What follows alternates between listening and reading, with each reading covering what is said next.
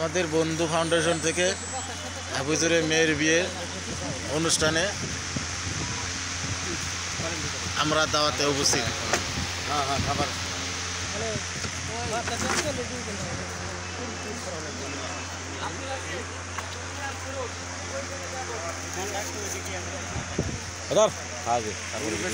পানি বিলা শাড়ি, হ্যাঁ তারপর ওই জায়গায় দিই।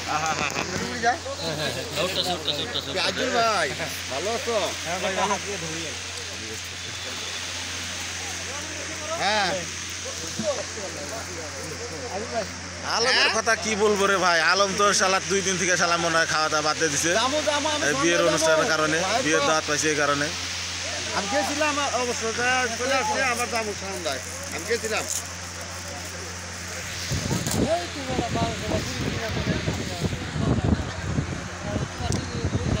অডিও ভালো লাগবে না।